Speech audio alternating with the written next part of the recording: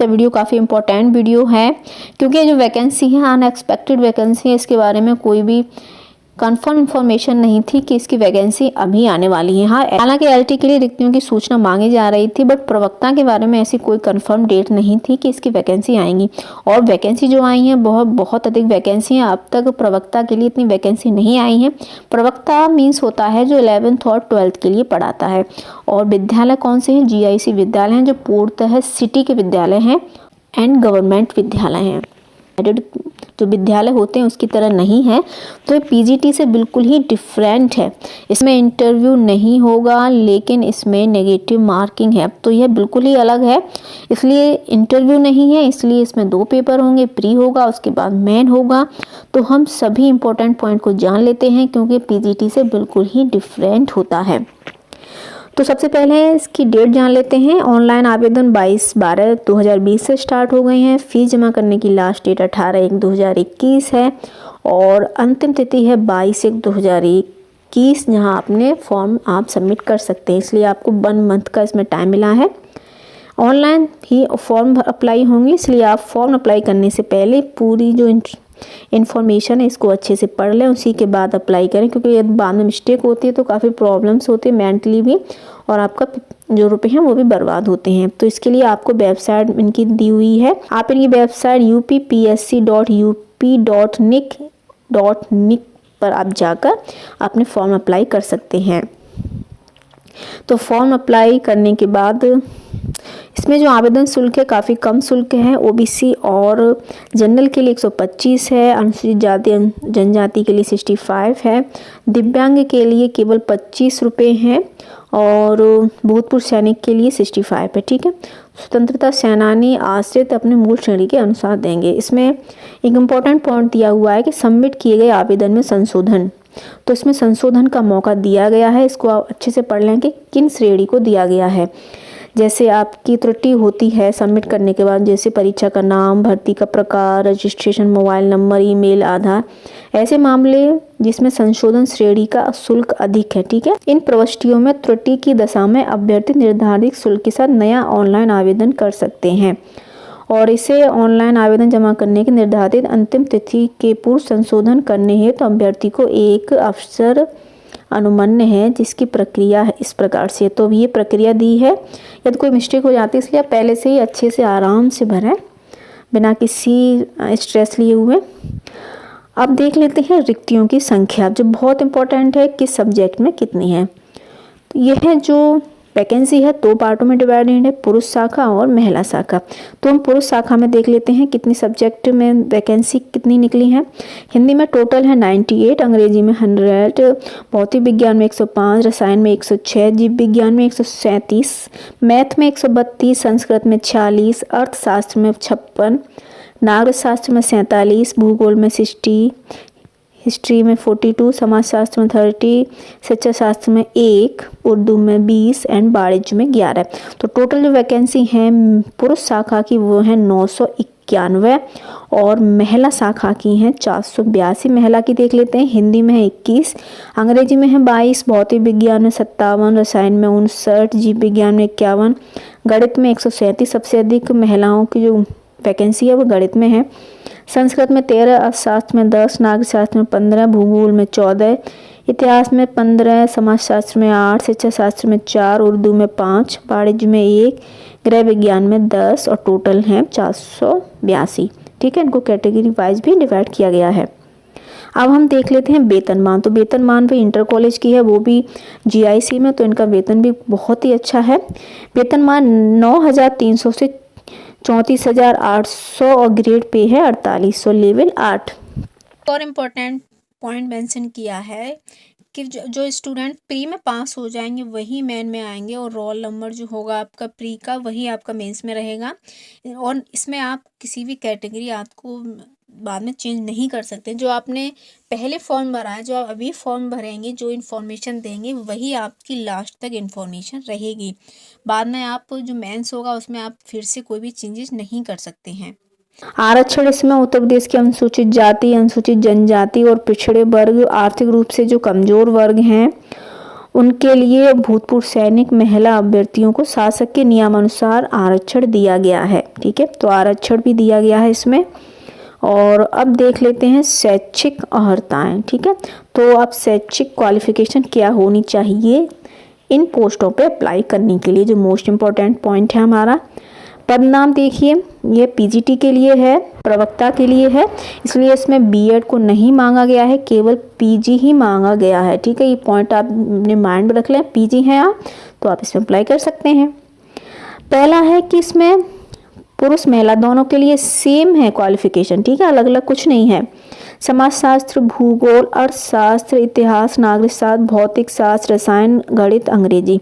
यदि आप इन सब्जेक्ट से अप्लाई करना चाहते हैं तो आपके पास स्नातकोत्तर अर्थात पीजी की उपाधि हो।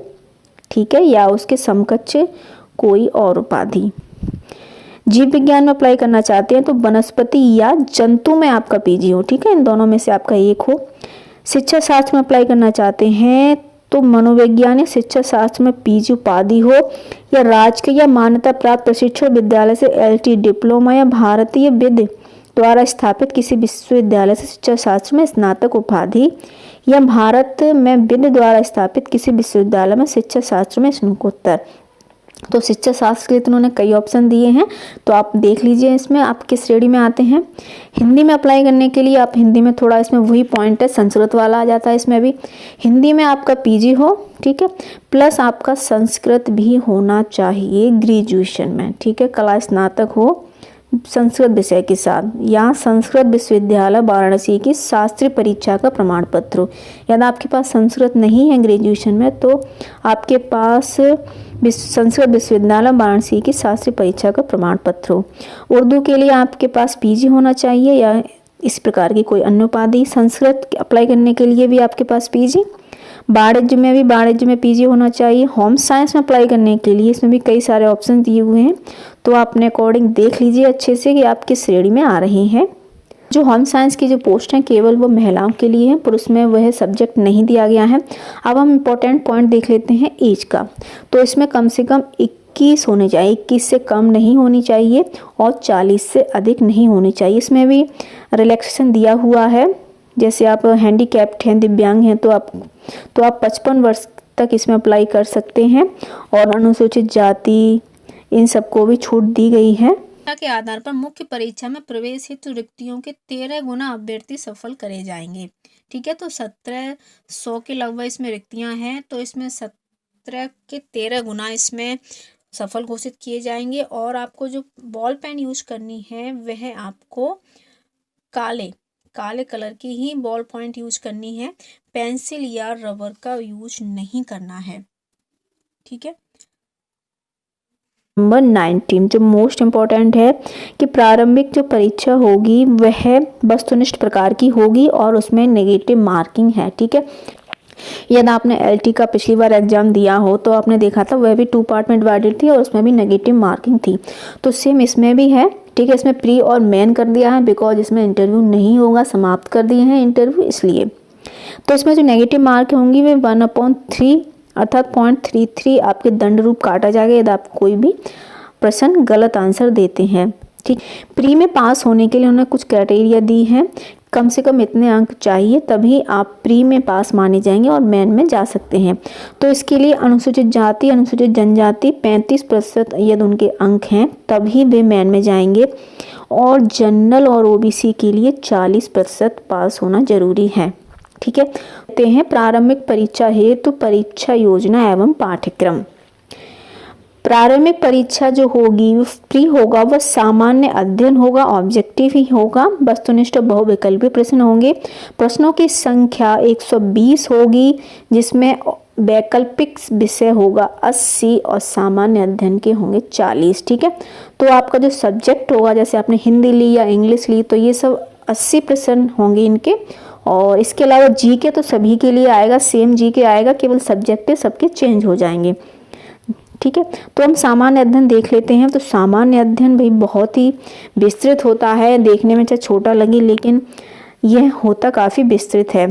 तो पहला है सामान्य विज्ञान, दूसरा भारत का इतिहास, राष्ट्रीय आंदोलन, राजतंत्र, अर्थव्यवस्था, संस्कृति, भारतीय कृषि, वाणिज्य, ठीक है, ये सब भारत के आएंगे। उसके बाद विश्व भूगोल, भारत का भूगोल, प्राकृतिक संसाधन, अनुधातन, राष्ट्रीय अंतर्राष्ट्रीय महत्वपूर्ण घटना, बौद्धिक एवं तार्किक क्षमता, सामान्य प्रदेश की शिक्षा, संस्कृति, व्यापार, सामाजिक प्रथाएं, ये सब। और इसमें मैथ भी आएगा, ठीक है। तो मोस्ट इम्पॉर्टेंट है, इसमें आपको मैथ भी पढ़ना पड़ेगा। इसमें अंक गणित, बीजगणित, रेखा गणित और एनवायरनमेंट। तो जो सामान्य अध्ययन है काफ़ी विस्तृत है इसमें, क्योंकि आपका तार्किक क्षमता भी आएगी, आपको मैथ भी पढ़ना पड़ेगा और आपको हिस्ट्री, ज्योग्राफी, इकोनॉमिक्स, सिविक्स सभी इसमें आपको पढ़ना पड़ेगा। अब जो सेकंड होगा इसका 80 होगा, वो आपका सब्जेक्टिव ही होगा। अब मुख्य लिखित परीक्षा, ठीक है, तो मुख्य लिखित परीक्षा तो आप प्री में पास हो जाएंगे तो मुख्य लिखित परीक्षा होगी। तो थोड़ा सा इसको भी देख लेते हैं। इसमें भी 2 प्रश्न पत्र होंगे। जब आपका मेन होगा तो 2 प्रश्न पत्र होंगे। प्रथम प्रश्न पत्र जो होगा सामान्य हिंदी और निबंध का होगा, जो टाइम होगा 2 घंटे, पूर्णांक 100। सेकंड होगा वैकल्पिक सब्जेक्ट जो आपने लिया है, समय 3 घंटे, पूर्णांक 300। तो ये सामान्य हिंदी और निबंध आएगा जो आपका लिखित होगा, आपको इसमें लिखना होगा, ऑब्जेक्टिव इसमें नहीं होगा। फिर इसके बाद वैकल्पिक प्रश्न जो होगा वह द्वितीय होगा।